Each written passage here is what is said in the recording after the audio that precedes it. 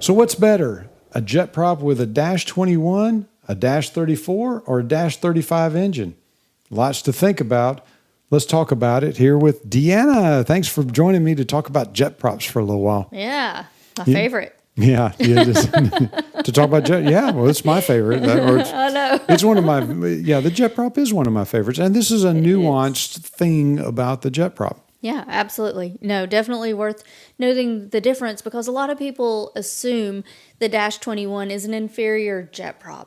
And it's really not. Like, there's some really good things about it. So it's numerical prejudice. It is. And if I had my way, we're going to call this podcast Dash 21, Numerical Prejudice. Something. But we do have a thing out there in the world of if it's a lower number, it's obviously not as good. If you got an iPhone 12 and they got it up to 15 or 16 now, well, you better go sell your iPhone, get the new one because it's clearly better, right? And the answer is, maybe not. It probably is, though, with the iPhone. Is a 520, is a 550 better than a 520 in Continental? And the Not answer necessarily. Is not necessarily. Right. Just because it has a higher number doesn't necessarily, it's numerical prejudice here. Because, I cannot tell you, it is a theme that we just hear all the time, which is, I don't want a Dash 21. I will tell you, the Dash 21 is one of my very favorites. It's a great airplane. It's a wonderful combination of an engine mated to an airframe. So, okay.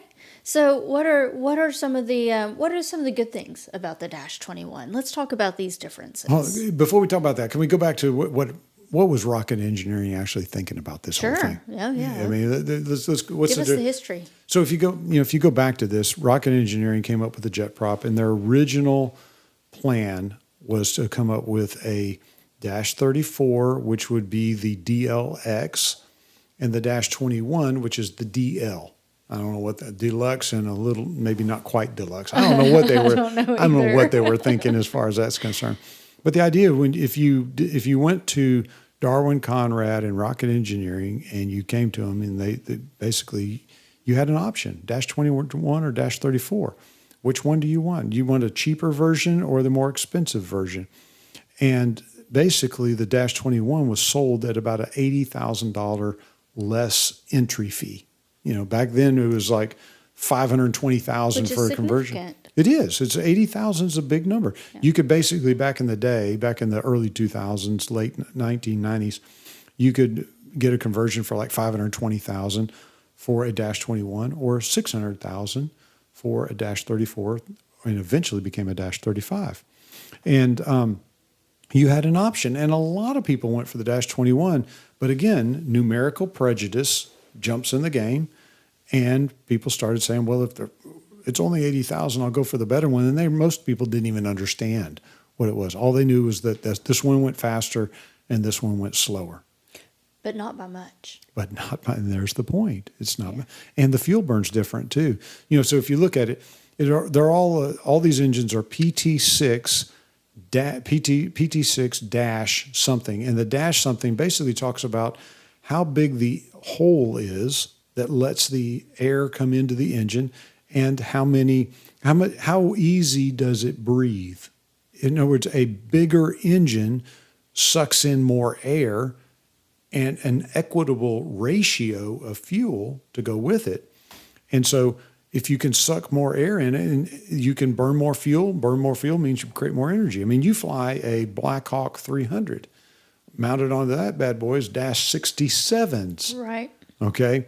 So you can go a Dash 21, Dash 34, Dash 35. Those are your small blocks. Mm-hmm. And there are some other ones inside there on other airframes that we don't fly. Like you can buy an old King Air with Dash 20s. Right. There's some other ones inside there.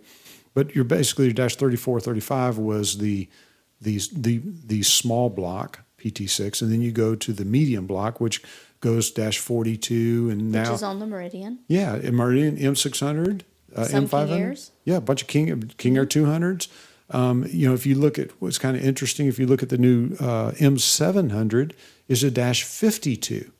Now it just means it's a little bit bigger. It breathes a little easier, and so what it means is when it breathes easier, it can develop horsepower at a higher altitude because basically that engine is sucking in air.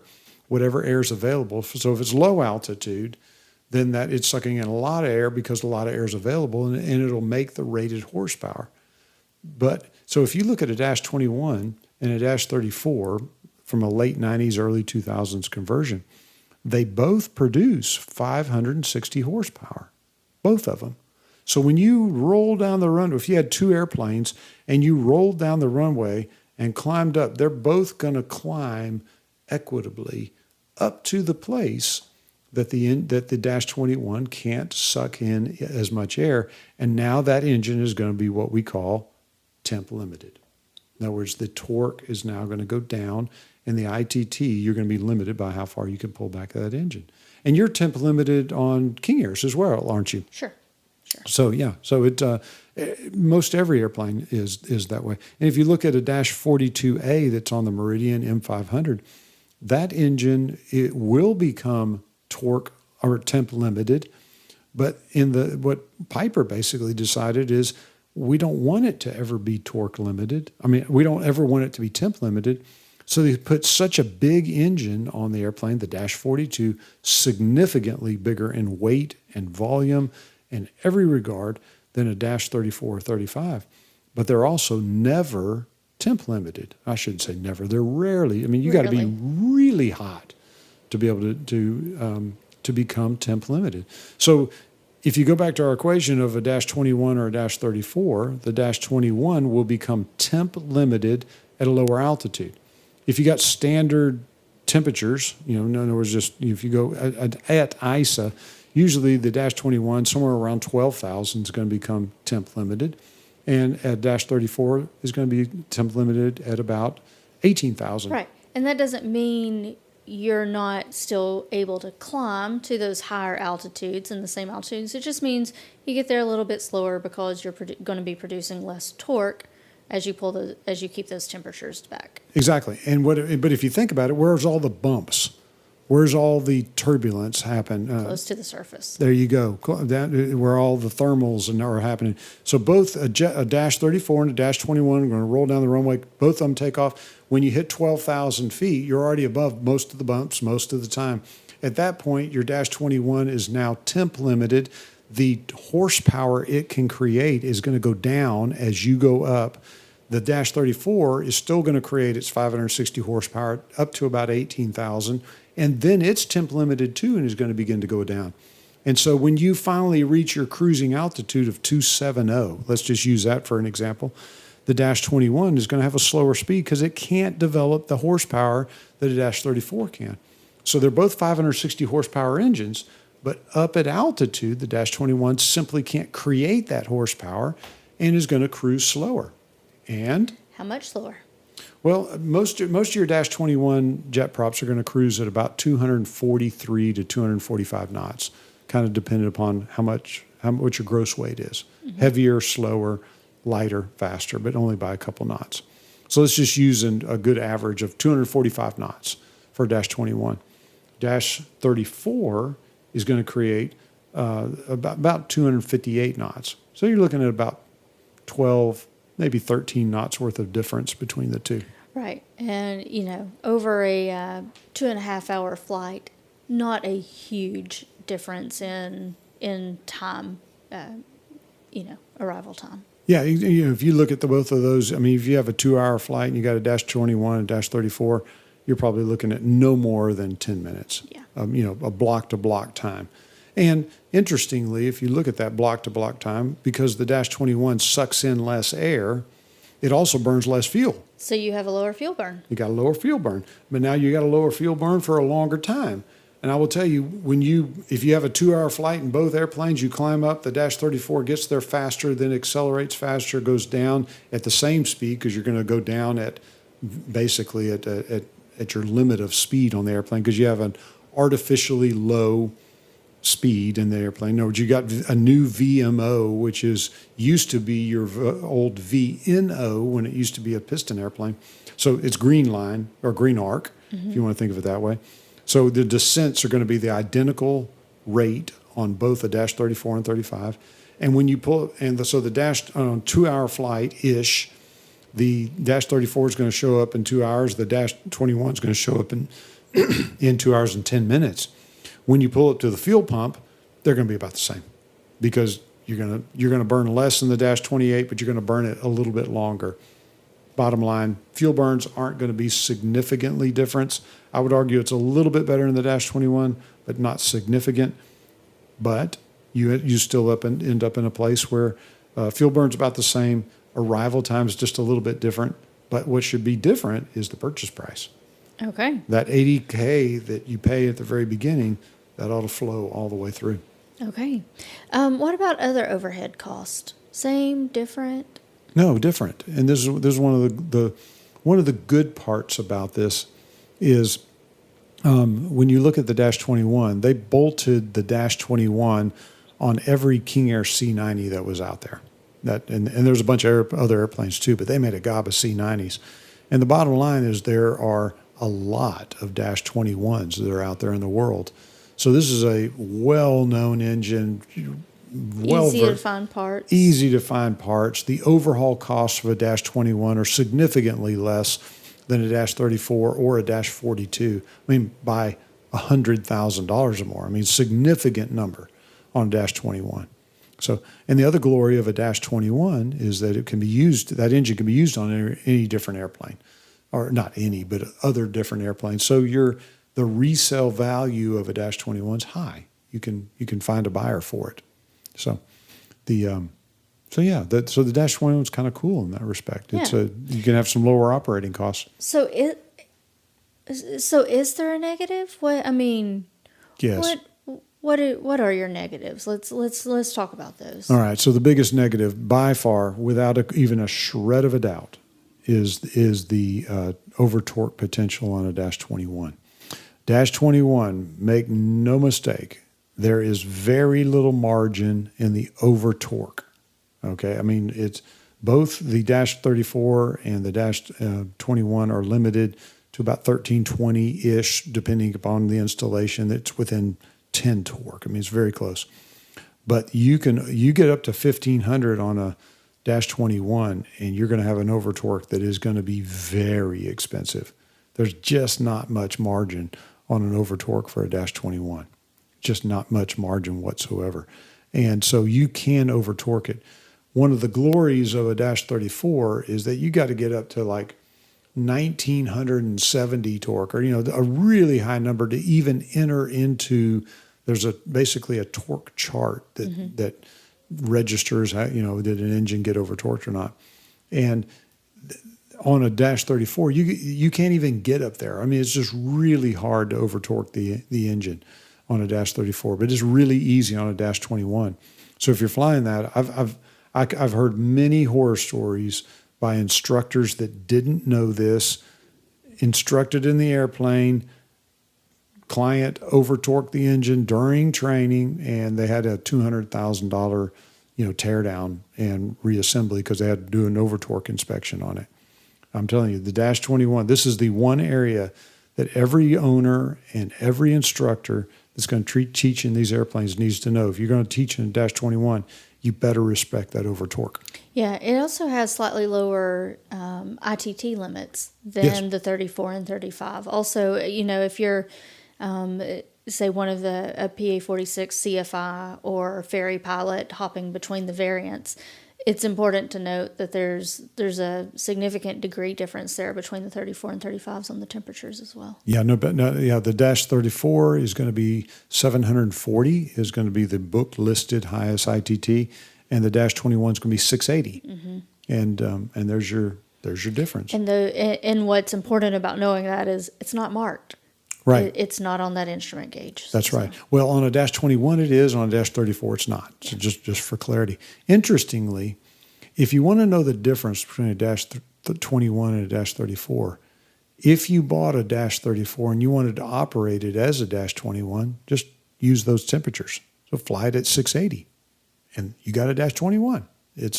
You see what I'm saying? In other words, and when you get tired of that, advance the power lever up and continue to go. Kind of like if you want a matrix, buy a Mirage, pull out your pressurization knob, fly it around depressurized, and when you're ready for a Mirage, push it back in. Shove it back in, and now you got a Mirage. You got pressurization. It's a beautiful thing. You want to hear a cool story about the long as we're talking about dashes on these airplanes, if you go back into time in the late 90s, early 2000s, you could buy a Dash 21 or a Dash 34. And the problem, and the Dash 34 was it's just a well-known great engine. It's also an engine that's used on crop dusters. And so the crop duster world, their Dash 34s are all over the air tractors and all that. And they have a 4,000 hour TBO, which the air tractor people love because now you got more time that's available on the engine. And I agree. But the problem is that Dash 34 has a compressor section that is tuned for low altitude. In other words, it was specifically designed for the crop duster world. And so basically there was a few of these Dash 34s that didn't perform exactly like they should. In other words, at high altitude in a JetPROP, instead of doing 258 knots, they would do 252. And some of these owners were like, hey, where's my 6 knots? Where's my 6 knots? You said it would do this and it's not doing that. So basically Darwin went to JetPROP, went to Pratt & Whitney and said, what are we going to do about this, this low altitude compressor? And Pratt & Whitney said, well, we'll make you a Dash 35 is what we're going to call it. But we're going to reduce that TBO to 3,600 like every other one. And basically Rocket Engineering said, great. And they made the Dash 35, which is specifically made for a JetPROP and nothing else. So when you talk about numerical prejudice, is an interesting thing because there's people that will say, I'll never buy a Dash 21, not even knowing what a Dash 21 is. And there's people that say, I'll only buy a Dash 35. But I will tell you the Dash 34 is arguably a preferable airplane or preferable engine because it has a higher TBO. And we've already discussed it's if you look at the performance in the book, they're the same for the Dash 34, 35. There's no difference in them except for one has a compressor section made for low altitude and the other one has it tuned slightly differently for high altitude. And so which one's better, a Dash 34 or 35? And the answer is I don't care. I just don't care at the end. They're both great engines. And when you talk about Dash 21, which one do you like better? And the answer is I don't care. They're all, to me, I have more people come to me and saying, I want to get a JetPROP. And when I point them to a Dash 21, they go, no, I don't want a Dash 21. I say, well, why? And they go, well, it's a Dash 21. I want to go faster. And it's like, yeah, maybe you do. I'd rather go for a good airplane that has a good maintenance pedigree or has good avionics that you like, or the interior's already pretty and the paint's already looking good, or, something, or it's low hours, as far as that's concerned. To me, you chase when you're chasing it on a JetPROP, you go for the best JetPROP you can find. And if it happens to have the engine you like, okay. To me, that's a way lesser variable in the equation. Now, arguably, if I had a JetPROP, I'd rather have a Dash 21. Lower fuel burn, sounds great. It's just a nice conversion. Yeah, I agree. All right. Any more thoughts on the 21, 34, 35 JetPROP engines? When it comes down to an airplane and which one you go for, the glory of a Dash 34, 35 is that you have protections against over torque. With a Dash 21, you don't have that protection. I will tell you, we train all of our pilots when you do a takeoff in a JetPROP to go to about 1,200 torque on the takeoff roll. And the reason why is on any of these airplanes, 1,200 torque is way more torque than you used to have when you had a piston airplane. Right. It's certainly ample enough to get you off a runway. Oh my gosh. It's just fantastic. Go to 1,200, you got all the power you need to get off the runway and climb. Because you're going to pick some up in the roll in the initial climb. That's right. Your torque is going to creep on you there. That's right. From where you set it. That's right. Because we're shoving air into the engine as the airplane goes forward, and the more you shove the air into that engine, the torque goes up. And so go to 1,200, and it's just as lovely as could be. If you do that, you're buying yourself margin on the takeoff roll. And therefore, the Dash 21, you're never going to over torque it. Right. So you remove that from the... And your most likely time to over torque is takeoff, because that's when you're going to set it and then you take off and you're busy with other things. You've got your gear and your flaps and your ATC call outs and turning on course and following a departure. You've got other things taking your attention, and that's the most likely time to go to exceed the time limits for an over torque situation and to not notice, because it may not be immediately in your scan for the next 90 seconds. Absolutely. And I'll tell you that takeoff is by far the number one, because you roll down the runway, it's bumpy, you don't ground your hand, it goes up too far. We always recommend a grounded hand on, no, it's touching some other part of the airframe, usually that little console where the power lever's at, and then moving it up with your thumb so that you have a grounded hand. The other place that that you can see it is on a missed approach. And we do see botched missed approaches. And botched missed approaches in the PA46 world are, sometimes they just lead to a complete disaster and an accident and fatals because people botch that missed approach. A missed approach in a JetPROP, that would be one of the easiest things ever. You got gobs and gobs and gobs of power. You get anywhere near the 1200, and you'll be climbing out at 1,500 feet a minute. You got plenty of power to get this airplane going, even with drag on the airplane. So practicing it is important, but that is a place that we see people getting nervous, like I need to get power and. Right. It's a little bit of a startle factor there. You get to the bottom, you think you're ready to land, and all of a sudden you're either IMC and there's no runway where you were positive you were going to see a runway, or even in a balked landing where you get close to the runway and then something derails it. I don't know, a turtle runs across in front of you, whatever. Yeah. Turtle running. Maybe that's not the best example. But yeah, and instinctively, instead of going back to training and giving up to, not a full power lever movement, they're sometimes pushing that power lever all the way in, and the better way to say it is, if your hand is on that torque is on the power lever, your eye should be on the torque meter. In other words, if you're moving that thing around, your eye should be on that torque meter, moving it around. And if you learn these good habits, over torquing a turbine is not a big deal. If you have bad habits, we're trained wrong, you don't ground your hand, some of these kind of things, then over torquing an airplane's an issue. And over torquing a Dash 21 is clearly an issue, as far as that's concerned. But if I think it's interesting because we've had 2 or 3 Dash 21s for sale that we're helping the buyer or helping the seller sell the airplane. And so we've had a lot of phone calls on these airplanes. And a lot of times, people come back and say, I don't want the Dash 21, or I don't, it's a lower number. I don't want that. I've got numerical prejudice.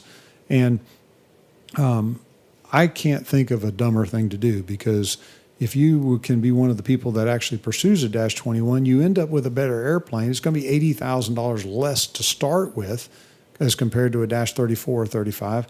And there's less people going for it. So you can end up with a smoking deal on a Dash 21 airplane. And I just personally think the Dash 21 JetPROPs to be one of the better mated engines to an airframe that has ever existed. And I hope we broke some of the ignorance that's out in the world concerning Dash 21s. Yeah, I think this will help. This is all good information.